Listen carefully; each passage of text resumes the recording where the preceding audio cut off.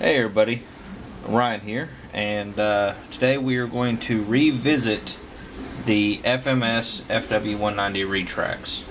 What we're dealing with today are both version 2 retract housing, so there will not be that extra wire coming out of the main unit. What I'd like to address a couple things. First and foremost is the tracking.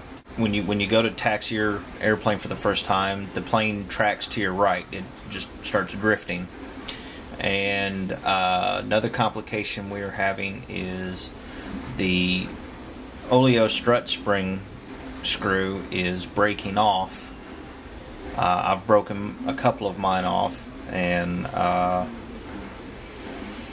so hopefully we can kind of fix this in one hit. What I want to show you is that if you look at these struts, they both drift to the right. So when you put them in, of course it means it's going to dog track to the right. It's not good. That's where it's coming from. We have two ways we can go about this. You can loosen the grub screw and twist the strut, but when you do that, all that does is make your gear door not line up. So we don't want to do that. We don't want to approach it from that end. That messes with the geometry of how the gear goes into the wheel well. What we want to do is we want to dismantle this portion. So with that being said, let's go ahead and take this off, apply a little down pressure, and unscrew it. That way it comes out nice and easy. Slide it out, set it to the side.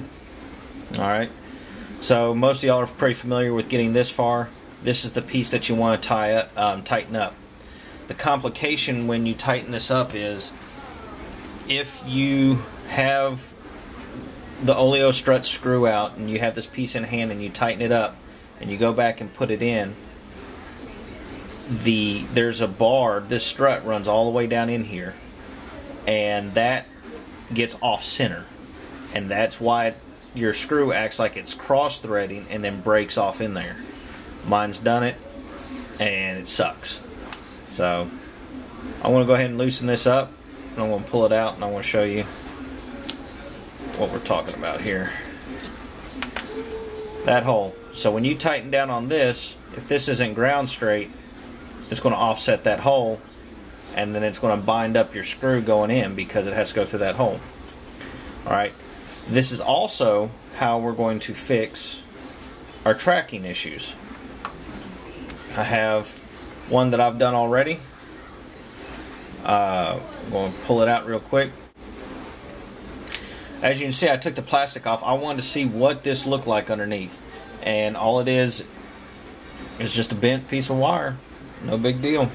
So I just want to make sure that there weren't any further adjustments that I was missing. I went ahead and broke it all the way down to the bare. So I pull it out of that sleeve. And let's compare. What you can see I've done is I've cut off this end down here. And we'll bring it in close. Is it going to focus? And you can see I've ground down to the right. So what that does is it shifts that strut out. It tows it out to the left where it needs to be, so that you have a toe out on both wheels, and it should track straight. So that's the fix. You cut off the bottom so you're not breaking off any more screws, because as soon as you ground it the other way, that hole's no longer going to line up.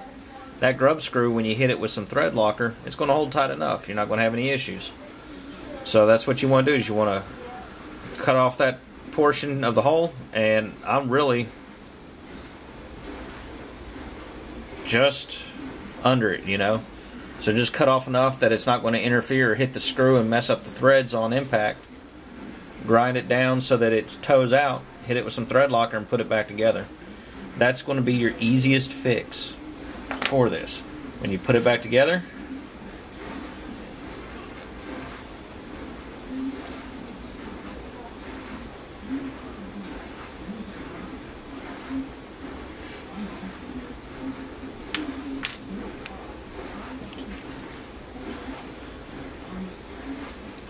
slide it in.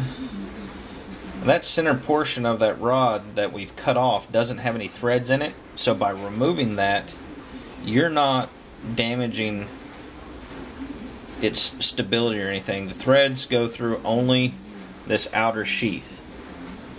Everything else in the center isn't threaded, and if it's offset and you manage to get your screw in without breaking the head off, you've just ruined all the threads all the way down your screw. So, struts in, it's working.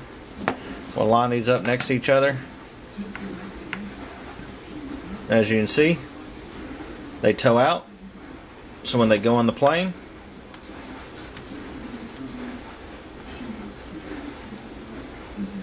they'll be, they'll toe out a little bit. It'll be fairly straight. Depends on how you line up your retract housings in the wheel well.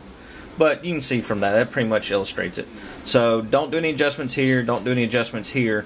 Keep your adjustment to that one, area. It's a 30-minute fix, to cut it off and grind that spot flat, if you're using a Dremel tool. If you're using hand files, it's going to be a little bit longer. Another thing to address is the slop. Some of the V2 retracts have this extra grub screw here, and some of them don't. The extra grub screw is fine. If you have too much slop, like this one's got a little side-to-side play, I'm going to drill and tap a hole on the side instead of the front, and that'll give it, forward and back. That'll give it strength that way. So you're bolting through and through, and you're not compromising any integrity or anything. It just straightens it up, stiffens it up, and it's good to go. So I'm going to finish up with that here, but I thought I'd shoot a little video, show you the modifications I've done, some of the things I've come across, and things I've done differently from the other video. Anyway, I hope that helps. Remember to use thread locker in the areas down here, and it'll hold tight. Shouldn't have any complications. Thanks for watching.